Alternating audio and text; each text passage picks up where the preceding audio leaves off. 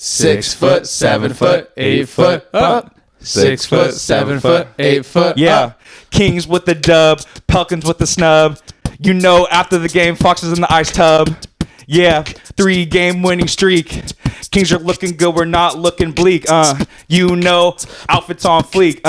And we haven't even hit our peak. 3-game winning streak, haven't hit our peak. Go to goal in one center, light that beam. Let's go. Let's freaking go, Jono. We're so bad. So bad. So bad. Lil Wayne. Come on, baby. It was only right to bring out the Lil Weezy when we get the dub in his hometown. Let's freaking go. That's 3 in a row, baby. Let's go. This is we tied for our longest winning streak of the season, dating back to October. So it's been a while since we won games in a row, and that's why Lil Wayne had to be represented today. Because we plucked the Pelicans tonight. We had to bring the energy. Let's freaking go. I think the Pelicans had too much gumbo tonight. That's what happened. They just came out slow. They had too much gumbo. I think Zion is just was bringing too much gumbo to the event. And it was like, all right, we're having gumbo before we eat, and then I want whatever CJ McCollum had.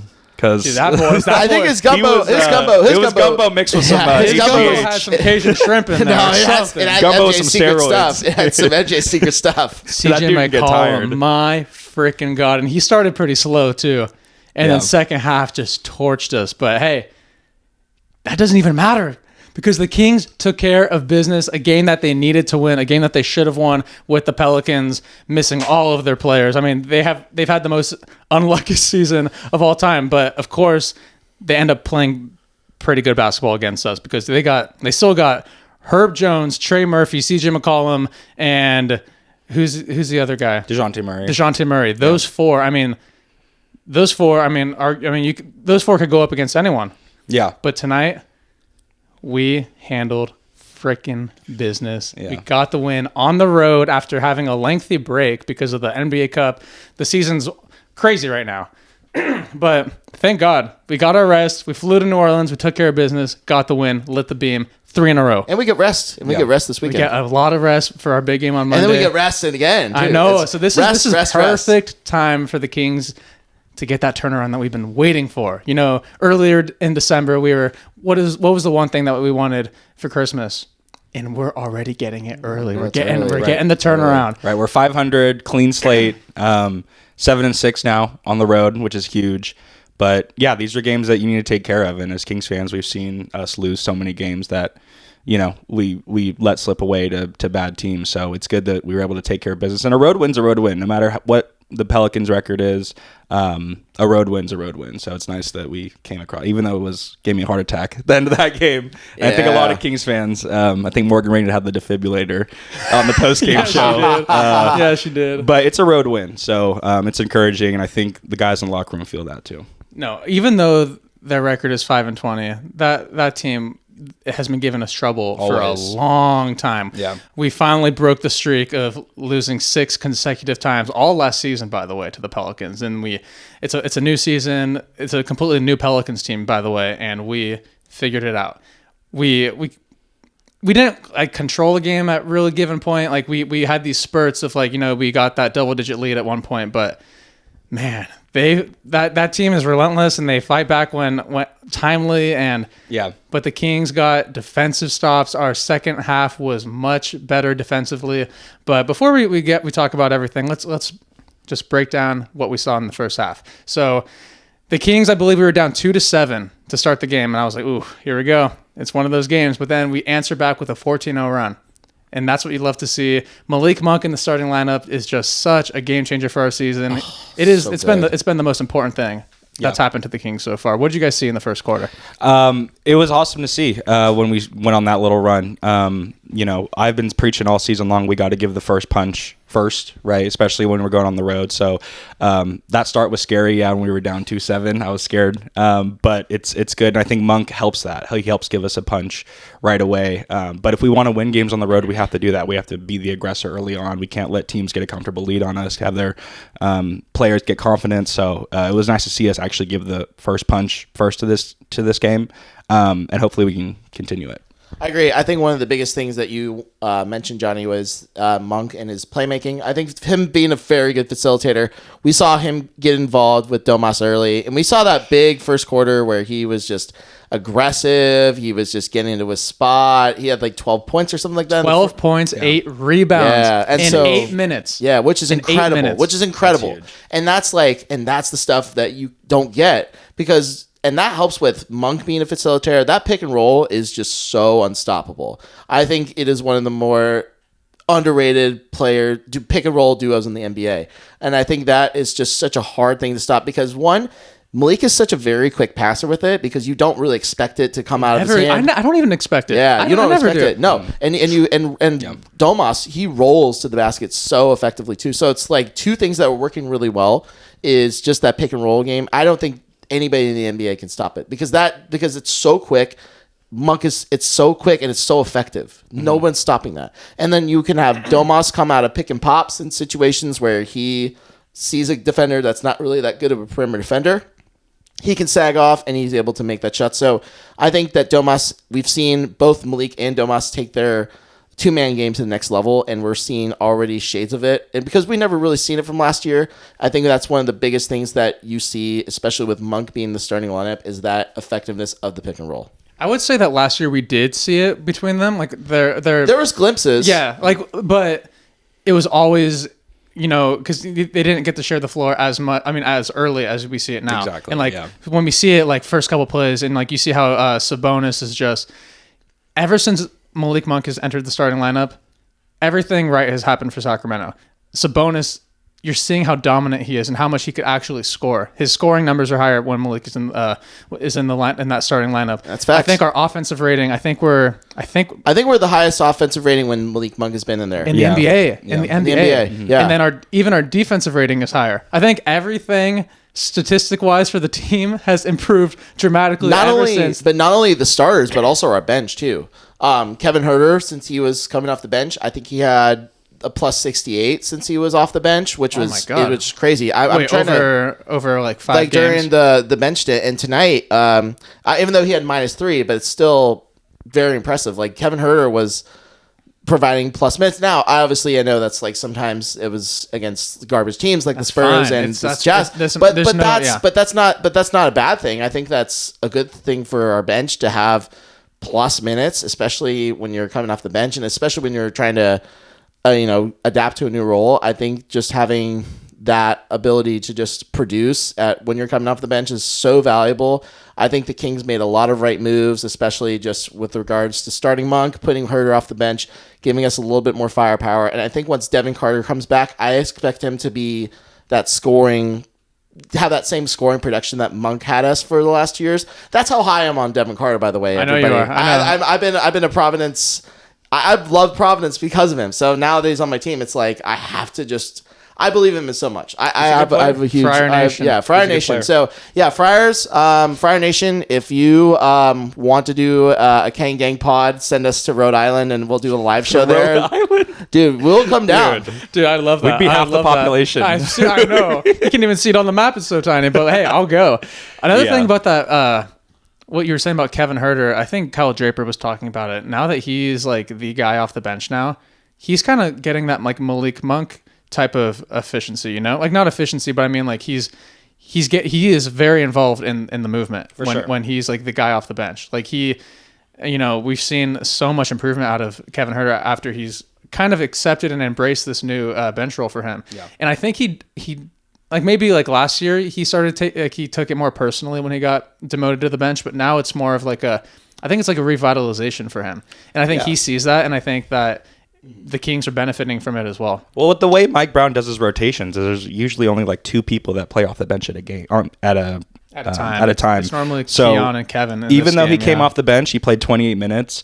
But I think even though he went 1 for 8, I think it's going to help his offense tremendously. because he can just focus on shooting. He doesn't need to guard, the best two guard on the other team or one of the top forwards. Like, he can literally just come off the bench and focus on scoring and giving us that push instead of being too reliant on defense or getting exposed or anything like that. So even though his offense wasn't there, I feel like he got good looks, even though he went 1 for 8 from 3. I think he's going to settle in his role, and Monk does so much for our team. Like, early on, not only is his playmaking good with Domas, but what that does is get other people confidence too. So when they have that pick and roll early on, there was so many times when DeRozan had an open corner 3 or Keegan gets an open corner 3 because the defense has to come because Domas gets so much attention, right? But I think that's what helps, like that's what he does or affects our team the most, is just like getting everyone involved. So that pick and roll opens up so much for our offense, and it's not just relying on De'Aaron Fox going off in the first quarter or anything like that. The playmaking literally just helps everybody 1 through 5 in our starting 5, I think. And in this exact game, that 2-man game, DeMontis was scoring so much in the first half, and in the whole game in general. We were shooting terrible the whole first half. Like we went 4 for 17 from 3. Our Darren wasn't on tonight in the first half. Like everyone wasn't. Even DeRozan. DeRozan went 1 for 6 in the first half. So everyone was shooting poorly. So if we didn't have Sabonis, we would have lost that game tonight. Sabonis was the hub of the offense. He saw cookies every time. What's his name? Yves Nissi? Oh, yeah. The rookie, right? The rookie that's getting a lot of minutes for the Pelicans with everyone being injured. But like Sabonis could take him all day, and he knew that. There was another guy that was on the Pelicans, and it was like a weird center for them. Daniel Tice? Not Daniel Tice. It was another one. Let me see where it is. It is Trey Jemison. That's what it is. Yeah, I was like, who the heck is that guy? I saw that he was averaging 2.4 points a game, and I'm like, who is this baby guy? food. I'm like, baby food. That should be his nickname. Gerber. Yeah, Gerber. Yeah, but I mean, like, Sabonis was everything for this game. If we didn't have Sabonis, we would not have won that game. He set the tone early, and like he always does, he plays all 4 quarters. He played incredible, and he's shooting the ball. I love when he shoots. Yeah, he had a great game. But back to that first quarter, it was back and forth the whole time because freaking Trey Murphy, he had 16 points in the first quarter, lighting it up. He is one of those guys that, King's killer. While everyone is injured, he is taking that leap. He's a good player. And he just signed a 4-year extension with the Pelicans, so he's going to be there for a while. I mean, he's incredible, but that Pelicans team is not to be messed with. Yeah. Even though the record is 5-21 now, but their starting 4 is very good. Herb Jones signed an extension recently, did he, or no? He's on the trading block right now. Oh. He is on the trading block right now. I thought he signed an extension, no? He is a guy that I would have loved that I've been wanting the Kings to sign for a long time. And that's what we should have mentioned in the Marcellus podcast too. Anyways, I want to do a little bit of deflection. I want to say a huge thank you to everybody that watched the Marcellus episode.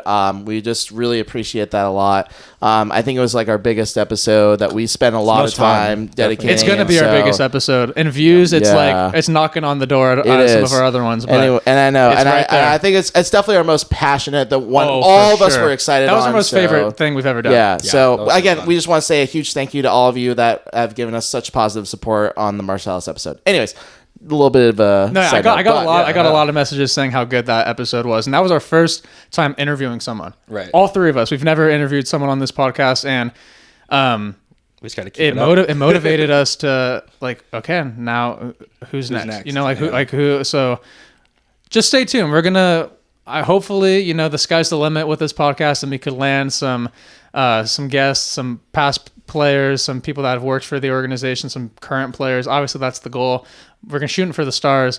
Another cool thing that happened is when we gave Marcellus that Isaiah Thomas jersey, he obviously posted it on his Instagram, and Isaiah Thomas shared the photo, shared the video, and he commented, and I had to shoot my shot. I was like, IT, if you're ever in Sac, we'd love to have you on the pod, or us 3 will fly to Washington and record a podcast, and we would love to hear all about your NBA career, and specifically Sacramento, but the OG pizza guy. The OG pizza guy. Even the a Washington real Husky. Yeah. Everything. The Celtics, Kings. We want to hear everything. So obviously that's something that we would love to do, and we would love to interview anyone really. And we want to use this platform to eventually get there at some point. Yeah. But yeah, RT, thank you for stopping the pod to share your flowers for that moment. But yeah, that was awesome.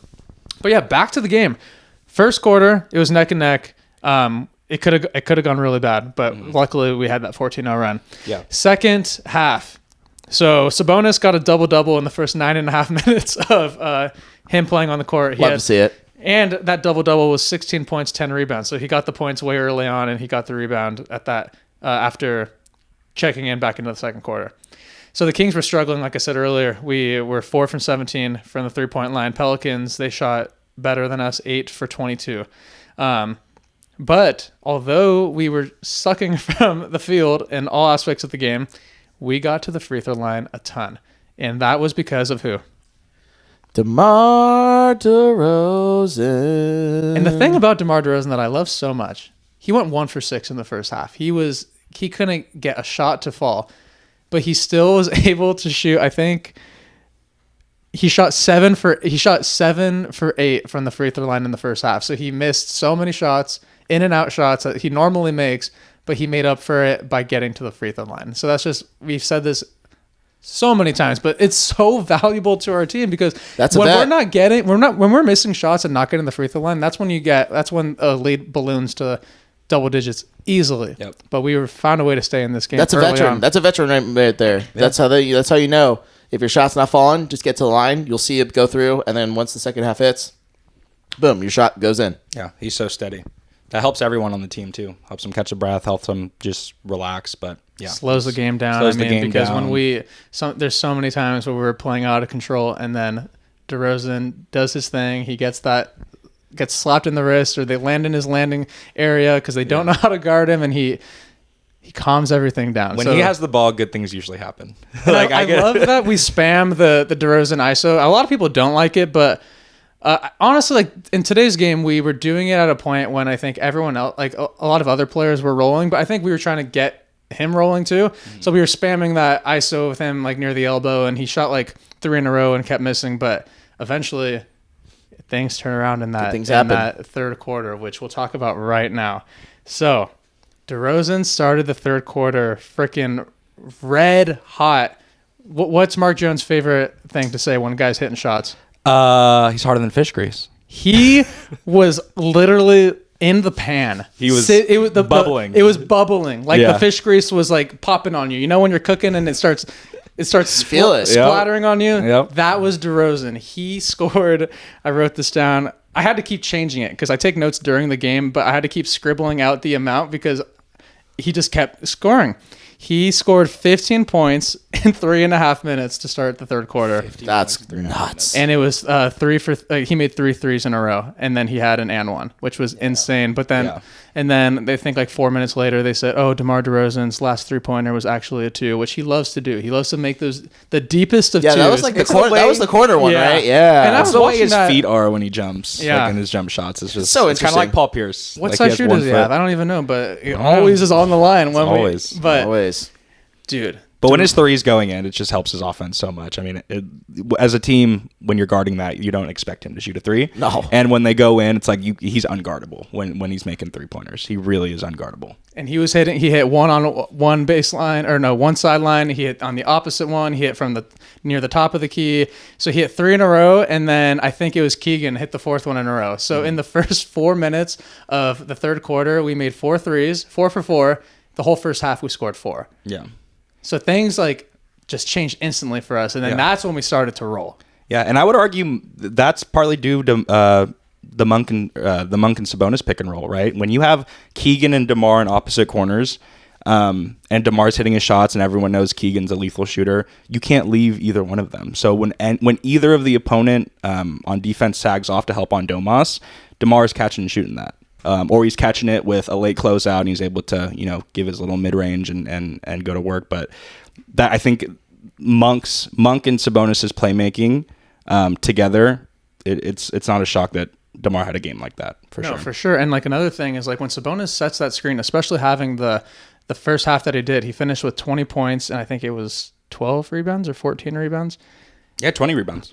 No, in the first half. So he ended the first half with 20 and 12. That's what it was. Yeah. So Sabonis was obviously lighting it up. So defensively for the Pelicans, they're like collapsing on him, right? Yeah. So then, like you said, they do that beautiful 2-man game, and then it opens. DeRozan's wide open, and then they pass it to DeRozan. He swing passes it to Keegan. He's wide open. So like when we talk about they talk about this all the time on the broadcast, how important like paint touches are. Mm-hmm. The second like there's a paint touch, then you spray, and then when we're flowing like that offensively, like we are such a hard team to beat, and especially when we've been shooting terribly.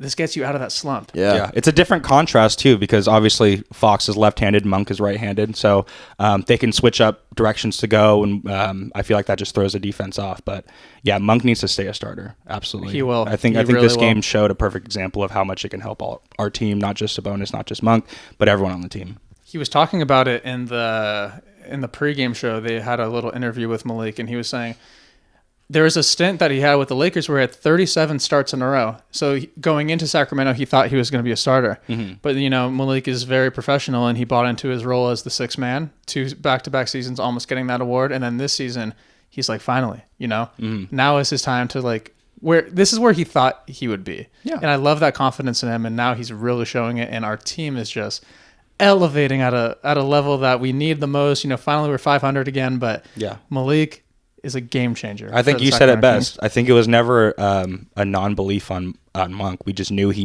needed him off the bench, right? But we need him this year, right? We needed that punch this year, and we needed to change it up after that slow start.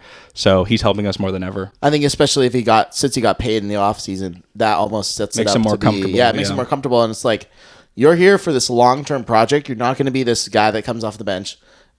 We've realized now, especially with the contract, especially when he's getting minutes as a starter, it almost feels like the contract is like super undervalued because like as a bench player, it's like, $64 million for a bench guy. It's crazy. It was a steal. It was more than that too. It was 70-something. 72 million, 72 million, I think. But now as a starter, that's like, wow, 72 million for 4 years for a starter at that's capable of this. Producing at his level. Yeah, I mean, that's a steal. Steal. And it was all because of him. He signed with us early. He did the favor of giving back to Sacramento, so we owe him everything. And he's showing growth. Like he's showing growth as a playmaker. He was never this good at playmaking early on in his career. He was never a known passer. And the fact that he's showing growth, and I mean, they're still relatively young in NBA standards. All our stars are, except DeRozan, obviously.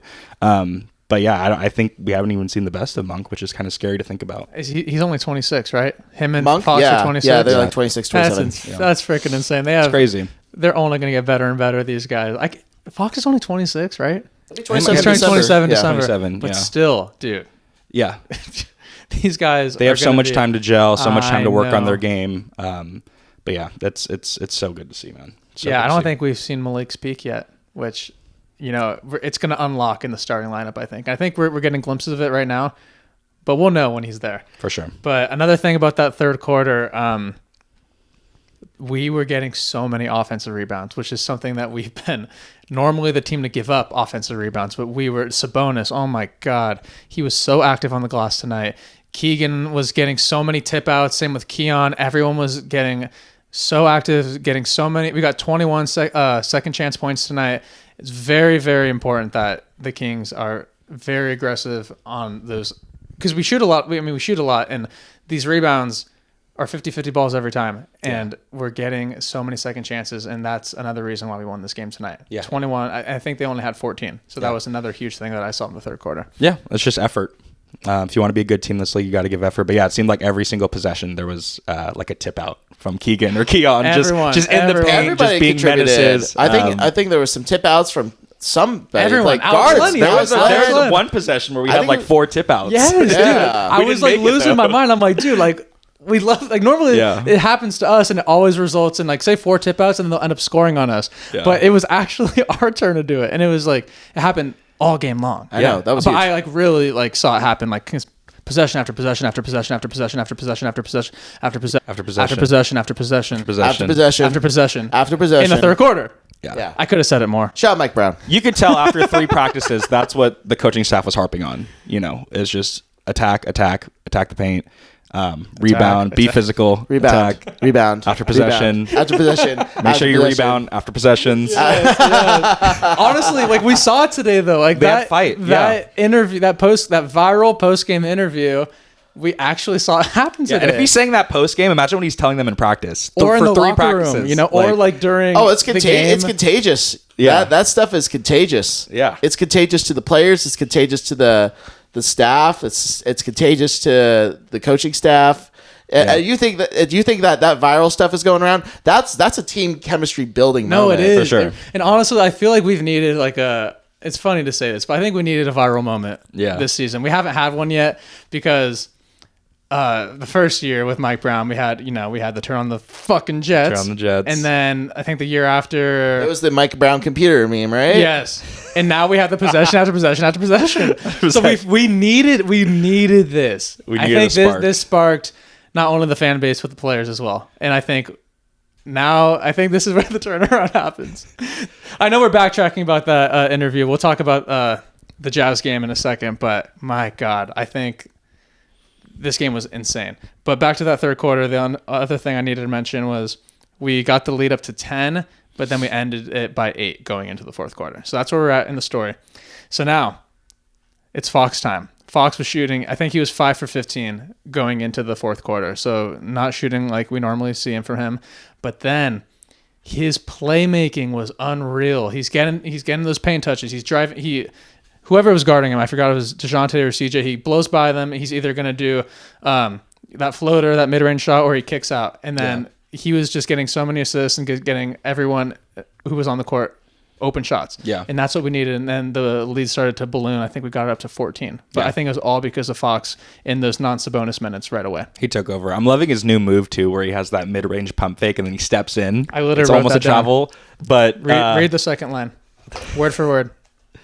My favorite Fox move is the pump fake, slow step through. No, literally. It's my favorite move. But you can tell he's working on it. Like, you can tell it's a new move he's added, but it's just butter because his floater is He pump fakes. It's amazing. So slow.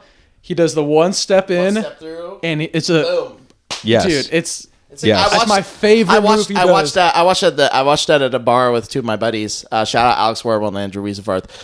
You saw him do it. I saw him do it. And I was like, he does it like once a game, and it's like my favorite move. So flawless. Yeah, my phone must have not gotten that invite. That's crazy. I know. Yeah. Sometimes I don't get texts. Yeah. I know. You must have dropped your phone in the toilet or Yeah, something. probably. Yeah. That happens. But no, he looks like a ballet dancer for sure. Like he just... Dude, it's so elegant. He pirouettes Smooth. right into the paint. Smooth. He gets to the free throw line, pump fakes.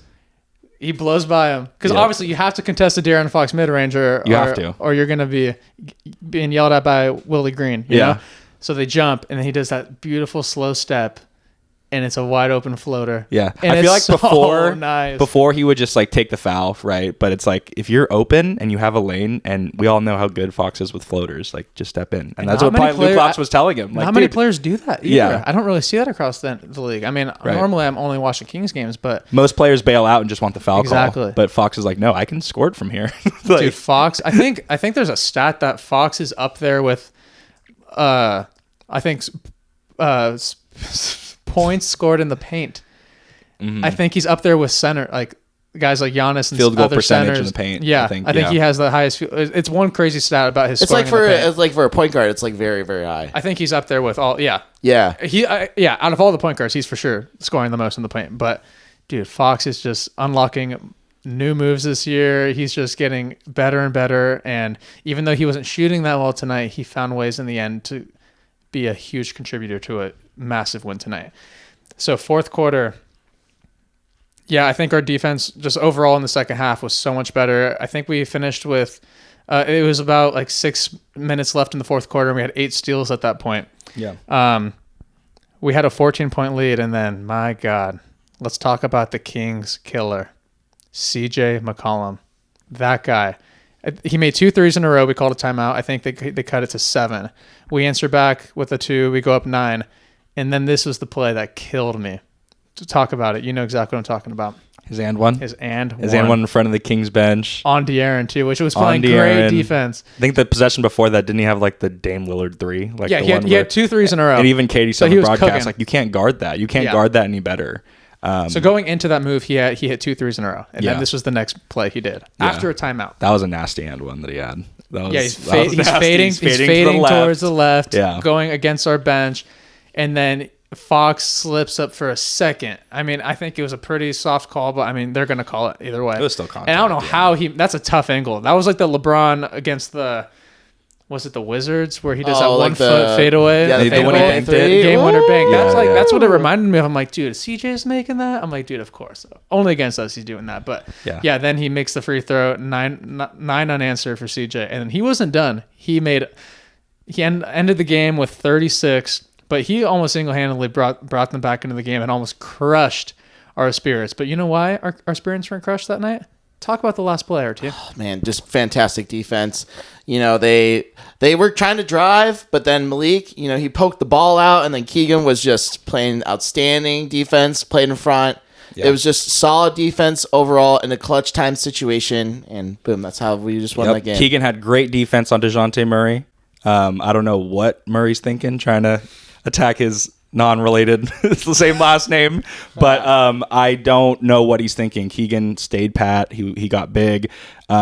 Even if Monk didn't hit the ball, I think Keegan still would have gotten a great contest. But the fact that Monk was able to reach in, swipe the ball away, and not even let him get a shot off, it was huge. But yeah, it was a good. Because we've lost that way, and it sucks to lose by not even getting the shot up, getting the shot out. But. Yeah, our defense won us this game tonight. It definitely. We only shot 29% from 3, 10 for 34. We needed key stops. Obviously, free throws helped us too, but defense won us this game tonight. And it was mainly all in the second half. For sure. And it came down to that last possession, and I think that epitomized this win completely. The fact that Monk was able to get that swat. That whole fourth quarter, that last 5 minutes happened so fast. There was no timeouts called. Yeah.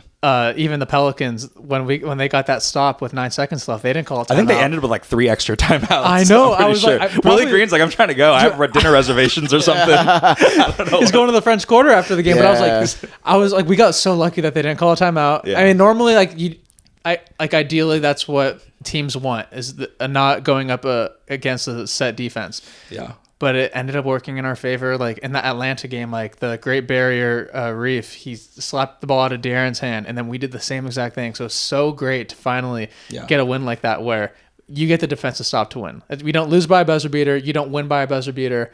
You play great defense. Yeah, I can't believe CJ. I can't believe CJ didn't have the ball. I know. He's probably crazy. Dude, I bet he was probably because he was on a heater the whole fourth quarter. I mean, I think DeJounte ended up with 21 points, but he's a mid-range killer too. The ball's got to be in CJ's hand with the game. Did DeJounte have the ball the whole time? Did he bring it up? He brought it up and then just tried to ISO Keegan Murray. I don't know. Didn't work I don't know out. what he's thinking. He kind of plays like Sean Livingston in the mid-range. He gets to his spot like at the elbow, and he kind of like he likes his back turn, and then he's pretty efficient from that spot. For sure. But he's a good player. CJ had the hot hand. CJ was there. And we're so lucky that CJ did not touch the ball.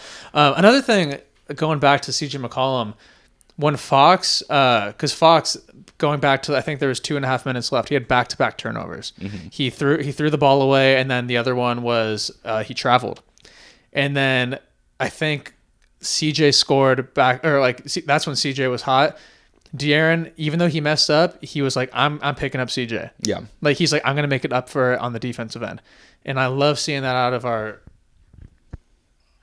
leader on the team. For sure. He was like, no, I want CJ. And you love to see that, because not every guard could guard the guy who's hot. Like Trae Young, he gets switched. I mean, they put him hides in the corner. Yeah. We have someone that we don't have to hide on defense, and like Malik Monk was out there, and he came up huge tonight. He won us the game. Keegan Murray. I mean, all of the team did. The whole team did. But I think, I agree. In that last second. In the moment, with Keegan and Monk playing that terrific team defense, I agree. I think just playing that terrific team defense. And that's a risky play. It's a risky play. It is. Because if one false move, you get fouled. Imagine he was a second late, or the refs didn't see something, or they saw it a different way, and they called it, I think we had our challenge still, but I mean, it could have gone really bad. You never know. Yeah. Could have gone so bad for us. Yeah, we had double their steals. So we had 12 steals, they had 6. You're not going to lose too many. 9 of those in the second half. And then we won the turnover battle. Yep. I think ever since Monk has gone into the starting lineup, we've been averaging around 10 turnovers a game. That's big. Which is huge. I think this game showed our transition defense too, because they only had 3 fast break points all game. That's insane. Which is crazy. And that just shows that our defense is able to get back. We always hear Mike Brown on the broadcast screaming, find a body, right? He's huge on transition defense because that's how teams get hot. That's how they get a rhythm, is when they get easy points. So the fact that they only had 3 fast break points tonight is just a testament to our whole team. We played an all-around game tonight. All 4 quarters. We almost blew it at the end, but we found a way to win. Found a way. They called it an ugly win tonight, but I thought there was a lot of good. Sabonis, obviously. He finished the game with 32 points, 20 rebounds. And the crazy thing, he shot 9 for 9 from the free throw line. 11 from 15 from the field. He went so beautiful. Crazy So tonight. beautiful. Domantas Sabonis. Domantas Sabonis. I freaking love that man. We love him. We love him so much. People take him for granted of what he's doing. He's putting up Wilt Chamberlain numbers, dude. He is He's getting his teeth knocked out. Dude, got to wear a mouthpiece. Man, you know what's funny about Sabonis? He is friends with the local dentist. He's friends with the doctors. He's friends with the ladies at Supercuts or Great Clips. Great Clips. Dude, Sabonis makes his rounds to all the local businesses. He probably goes to the local Great Clips like in the Sacramento area. He goes to each one. He probably just checks in, but dude, he just checks in.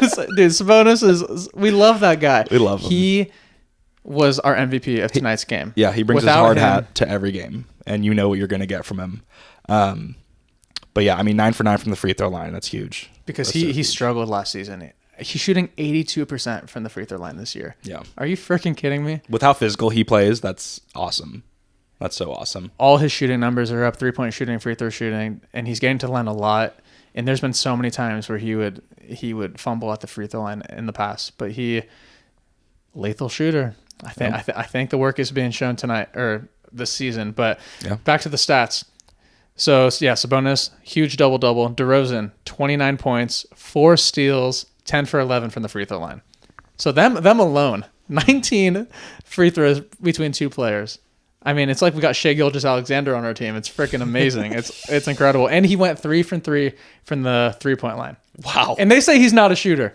He's not a shooter. And he made a joke in the tunnel walk saying he's not a shooter, but he said that he was just messing around. But he didn't mess around tonight. He did not mess around tonight. In the first half, he did.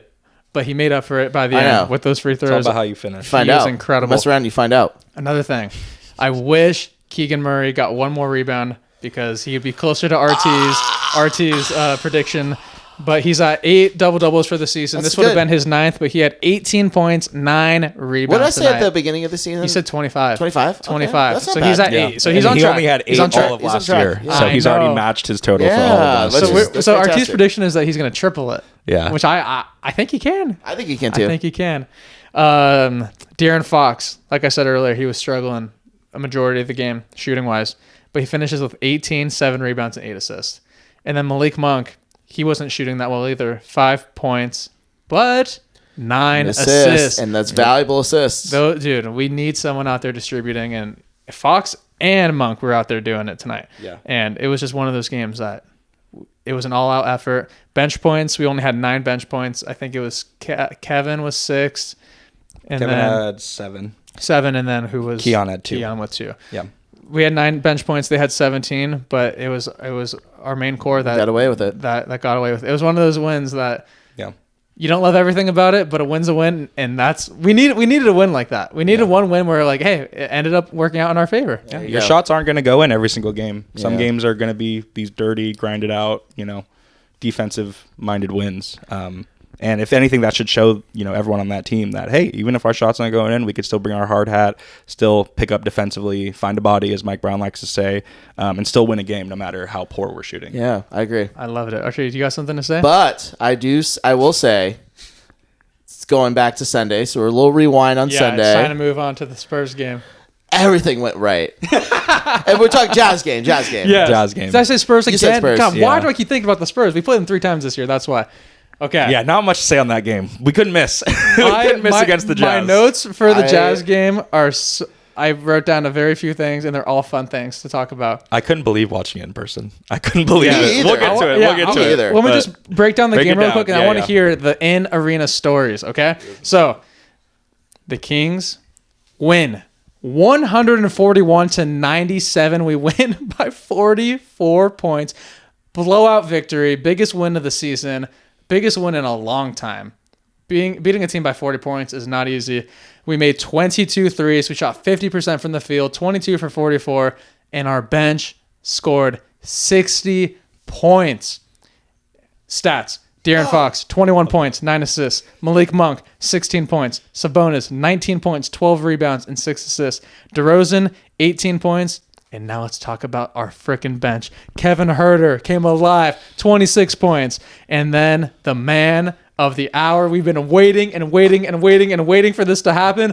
Dougie McBuckets. Teach me how to Dougie. Doug McDermott. RT. Hit it. Hit it. Hey. Dougie. 6 for 7. 6 for 7. He made 6 3-pointers. He played a total of 8 minutes. He made 6 in a row. Yep. And then he ended up going 6 for 8. Or was it 6 for 8 or 6 for 7? 6 for 7. I think 6 for 7. 6 for 7. But dude, my freaking God, he went crazy. Yeah. I want to hear about what it was like being a part of that game. It's from the very beginning. From the very beginning, I want to hear everything. So from the very beginning, it seemed like the Kings couldn't miss. Kevin Huerter was shooting lights out. He went 6 for 9 from 3, but it seemed like all our shots were going in, and we were getting stops too. But the Doug McDermott takeover late in that game was the craziest thing I've ever seen live in a game in my life. And we already had the lead at that point. You know, everyone was already. Oh yeah, but that's what made it better. That's what made it better. But the reaction still from the fans that stayed put were amazing. And I literally was in the middle of the aisle with my hands on my head after that 6-3. I was going crazy, and everyone knew it was going to him. Everyone knew he was going to be shooting it, and he still was money. It was incredible. I've never seen a shooting performance like that in person in my life. And the fact that it was a blowout, the fact that it was a comfortable lead, kind of took the stress away. But oh my God. But I was literally in the walkway. Is that what you were biting? Was it a nail biter? No, it was never a nail biter. Nail biter. Not this game. No nail biter in this game. But I was literally hanging on the rail with my hands on my head. So if you saw me in section 104, having a meltdown, not a meltdown, but a panic attack. It looked like a good one. Attack. I've never seen him shoot that lights out before, and everyone in the crowd was into it, and it was just such a good feeling. My favorite thing, I was watching from home. I was hearing Dougie chants. I was hearing Dougie chants through the TV. I never thought I'd hear the day. And we got it. RT, you sat up top. Tell me what it was like up there. Oh my God, it was fantastic. Because I know how the crowd gets up top. They love it up there. They love it up top, man. Tell me about the experience from up there. It was really nice. It's good seeing I always do like low level, but when you see it from an upper level section, you really get to see like the bird's eye view of the game and all stuff too. So when I was up there, I was like watching carefully. I was like, I was almost like, oh my God, these shots going in at all? No. But when I saw Doug's McDermott shots, I was like, yeah, that's going in. You just knew. You just knew. Everyone knew. Yeah, everybody knew. How was the Upper Bowl fans? Oh, the Upper Bowl fans, yeah. So because they go crazy. They go crazy. But we were in a section that was like kind of in the quiet area, so it was like 218. So it was just you. It was just you going crazy. Yeah, it was me going crazy. It was like my friend Mia. She was going crazy too. Shout out Mia. Yeah, I love Mia. Yeah. Mia is a huge part of the Kang Gang. Yeah, she is. Huge. She's one of the biggest members. Oh yeah, I actually ran into RT after the game. I didn't even know he was at the game. Yeah, I saw him. RT was sending me some zoom in videos of you. I did. Johnny was there for a special reason. He text me. Johnny had a special. Dude, I want to give a surprise, man. RT took some good pictures of Michelle and I for sure. I know. So. Oh yeah. I saw RT at the perfect time. He got some good pictures. I did. Wait, are we name dropping? Was this who the Lucky Charm was? Is she 2 for 2? Yeah, Michelle. That was Michelle's first beam. Michelle is 2 for 2 watching games with Johnny. So. Got to experience that with her. Did she watch the game with you today? No, not today. I was about to say, she's 3 for 3. I'm like, dude, she's part of the winning streak. You know what's funny though? She actually went to Creighton, Doug McDermott's school. Whoa, isn't that insane? Did she know that Doug played there? Yeah. Oh, well, she didn't know prior. No, she was familiar with his name. But obviously she went to school after he did. Isn't that crazy? He went 6 for 7. The random player on our team that doesn't even start. Stars were aligning that night. To see. Stars were aligning. Shouts out Michelle. Shouts out the Beam. Shouts out the freaking Sacramento Kings turning around the season during the best time of year, December. Yes. My God. Another thing I want to talk about. We're gonna transition from the Kings to the NBA Cup.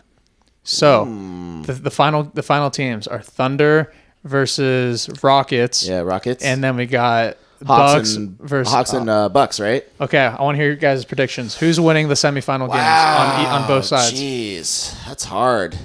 Bucks, Hawks, Thunder, Rockets. Atlanta's playing a different type of basketball Did I not mention in the NBA Cup preview that we did? I was like, watch out for Atlanta. They're sneaky. You did. I said they were a sleeper team, and I was they were not playing that good at the time. So I was like, really? Yeah. But dude, they have been. Dude, The Bucks look hungry too, though. Bucks are on a mission right now. After that slow start that they had, it looks like they finally figured it out. Yeah, so that's going to be a good matchup. I like the Thunder over the Rockets. Yeah, I think so too. I think the Thunder look good, but the Rockets are a pesky They're going to give them a fight. Oh yeah, they're a pesky defensive team. I mean, they took it to the Warriors on the quarterfinal game, and I thought like, man, held the Warriors to 90 points. That's insane. In today's NBA, that's insane. That was a really interesting game to watch. Yeah, I agree. I think they had like both combined. They maybe had like third. It was like 35-38 at the end of the half. I'm like, dude, this is a defensive game. Yeah, but. So you're going Bucks over the Hawks? I'm going to go Bucks over the Hawks. I just like their mindset. I'll go Bucks over Hawks too, and I will go. Oh, the West is so hard. I'm gonna go with the Rockets over the Thunder. I'm gonna be a little bold. That's bold. You know what I love about that Rockets Warriors game is that the Rockets did not play like that against us. I'm so glad. No. I am so glad. We made them angry. Yeah, for sure, dude. They played out of their minds that game defensively. They were giving everyone trouble that night. Yeah, very controversial call to end the game though. My God, if that happened to us, I would have broke the TV. I would have been so upset because you never call a foul when you should just call a jump. Yeah. Even though in the 2-minute report. Technically, it was a foul, but just call the timeout. Let the players decide the game, you know? Because it would have been Rockets ball anyways. Yeah. But that's besides the point. At least the Kings didn't have to go through that heartbreak. But so you're going Rockets versus Bucks, and you're going Thunder versus Bucks. I'm going to go Thunder versus Bucks. So who's winning it all? I got Bucks. I also have the Bucks. Wow. They look different right now. Dude. Giannis is a man on a mission. Dame is the best we've seen in a Bucks uniform. Arguably ever. Oh yeah, the way he's playing. Yeah. But they just look like they heard all the noise. They're healthy in the season. They're healthy. Chris Middleton's back. Yeah. Yeah, Darvin Ham still has his hands in his pockets, but at least he's the assistant. He's like the chill guy. He's the chill guy. Yeah, he's the chill guy. He's probably like, hey, Torian Prince, get in the game. Yeah, he loves Torian Prince. Dave Yeager, giving him that assistant coach juice. So it was good to see Dave Yeager on the bench. It was good to see Dave. He's a comfortable You haven't seen him in a while. He was in Philly and now he's with Milwaukee. It's good to see Dave. I miss that. Yeah, he's in a less serious role now. Like he's like a player-friendly, guys buddies. So, but I like Milwaukee. Well. I need to ask you, Christopher, what's your predictions? Okay, I think it's going to be... it's so hard to choose against Milwaukee. Dude, but I love what I'm seeing out of Atlanta.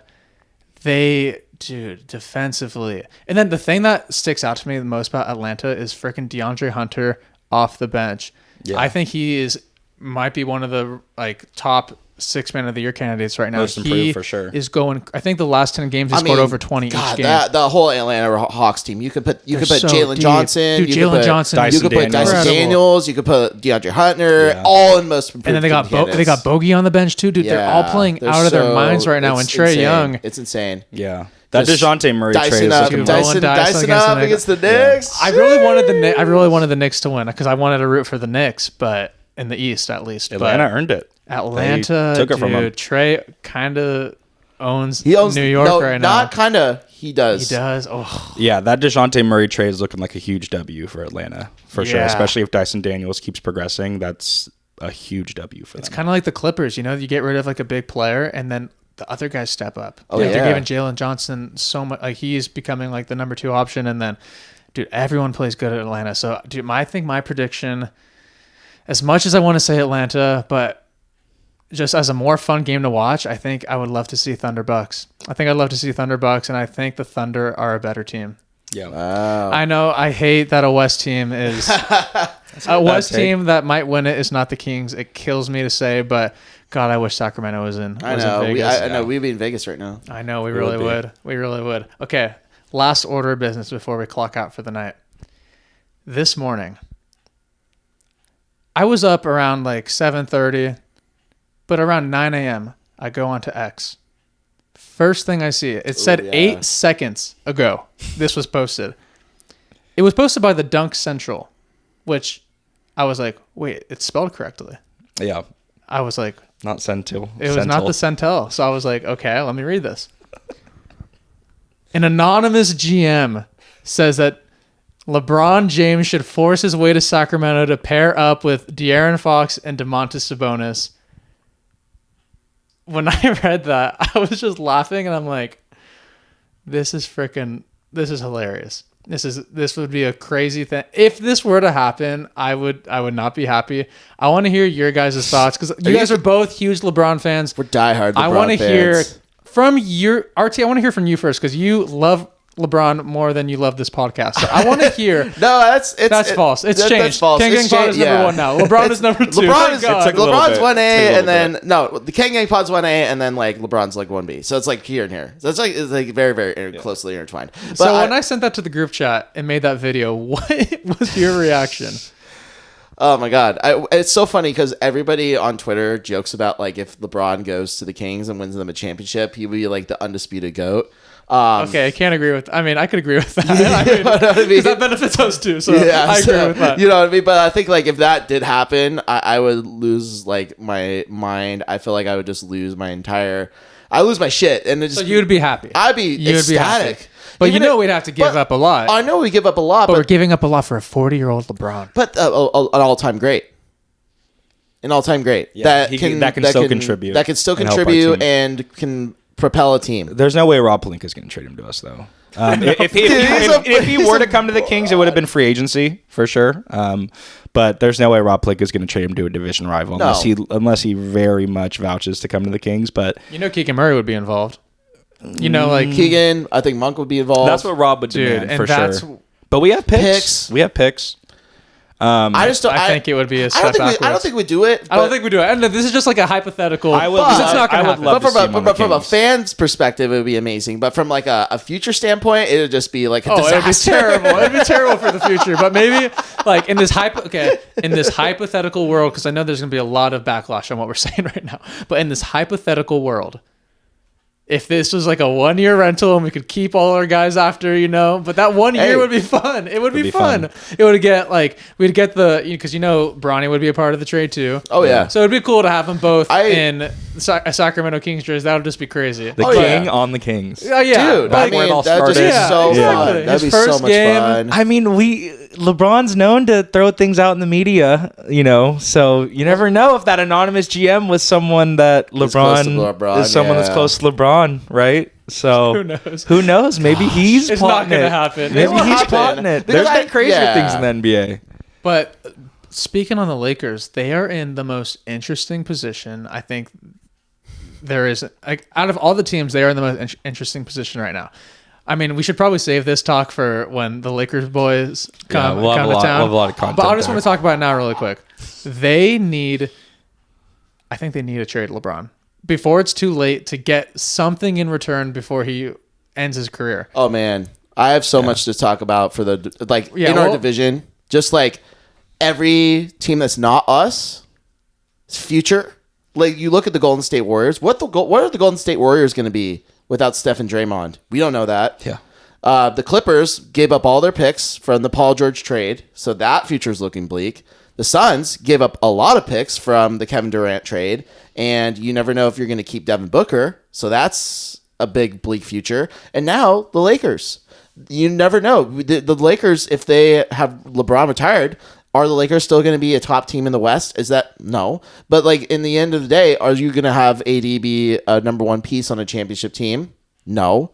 But at that point, it's like, you could capitalize on the Kings if your division sucks. Those are like 10 plus games you can easily win, and that can help you propel you to the playoffs. Mm-hmm. Those division games, I think division games doesn't have the same impact. They're very underrated. They're very underrated, and they don't carry and I wish they carried the same impact the way that the NFL or the MLB or anything else that they have their division games, like how they're impacted, because I think division games are very much a good way to build wins, especially in your division, and give you a chance to really dominate, because yes, the East is weak too, and you can really dominate. You look at like the Golden State Warriors when they had the super team. They just beat up on they beat it up on their division, and that's how they got the 1 seed. That's how they get a top seed. The Kings could do the same thing in the next couple of years with how bad these other teams in their division's futures are.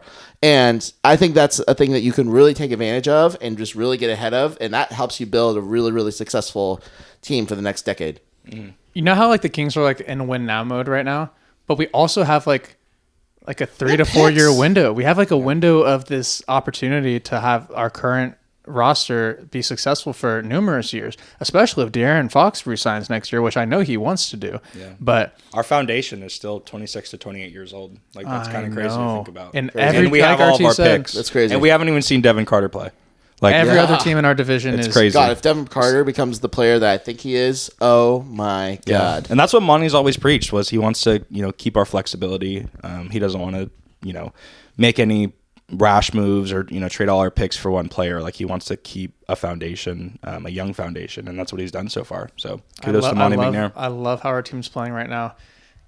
We're 13-13 on the season. It's reset. We're back. Reset. Back to Like what we 500. said right before we started recording, the season starts now. It does. It's a fresh start. We got to look at it like it's 0-0, and let's just take on the rest of December and win these games because we got so many games at home. We're going to be at the arena so much at the end of the year. I have so many tickets that I cannot wait to go to, and it's going to be a very jolly rest of the season. And I hope the Kings just win out the rest of December.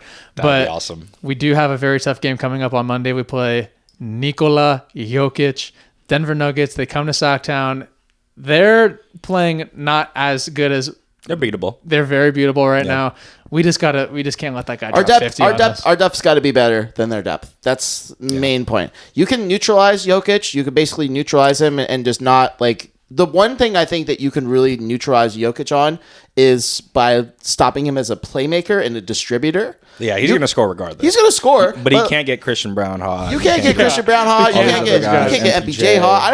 I don't even know who's like healthy right now for the Nuggets. They've just been struggling all year. They've been a weird team right now, but we can't let Westbrook go off. We can't. There's a lot of guys on that team that Jamal Murray. Yeah, he might not even play. I don't even know what their team is so. Their team is so weird. Inconsistent with their lineup. So hopefully it falls great on our end. Hopefully some guys are resting because they have in the past. We haven't gone up against a fully healthy Nuggets team in a while. I think the last time we played them, they were healthy, but every time before that, it was either Jamal was out or Aaron Gordon was out. They always take time with those guys, but Jokic always shows up and he loves playing in Sac. So it's going to be a very good game. So before we sign off, what is the prediction? Are we winning against Denver? Yes. Johnny? I think we're winning. Is it going to be a blowout or is it going to be a tight game? I think it'll be a single-digit game. I'll say we win by 8. I'm going to say Kings 110, Denver 105. See, I like the specifics. RT, can I get a score? I will say Kings 115, and I said 8, right? So that would be Nuggets 107. I love that. So a single-digit victory. I agree. I think we're going to score a little bit more though. I think with a little bit more rest, I think Doug McDermott might get some minutes. We might need him to shoot the ball. I think it's going to be 127-122 Sacramento Kings. So obviously we're not going to say the Kings are going to lose, but no, never. We're going to win that game. We need it, dude. That would be 4 in a row, dude. That'd be huge. We need that. Confidence builder, too. Momentum going into the Lakers. I know, because we play them back to back, dude. Yeah. Oh, we got a very fun week of basketball next week. So we need this. We have a lot to talk about. Stay tuned, because we're going to be taking this to the moon. We have a very fun episode planned for the Lakers back-to-back games. So stay tuned for that. And then we have another one coming out after the Nuggets game. So you're going to see us twice next week. With that being said, we love you so much. Hit that like button, subscribe, and we'll see you later. Kings won 3 in a row. Let's freaking go. 1, 2, 3. Let's go. Let's go. 3 in a row. Boom, boom, Boom, boom, boom, boom, boom. Rip that jersey. 49ers aren't going to the playoffs. No, Niners are dead. Rip that jersey up. No, I'm kidding. That's a nice jersey. That's $100. That's a very nice That's jersey. $100. That's $150. Oh my God, it wasn't recorded. I'm just kidding.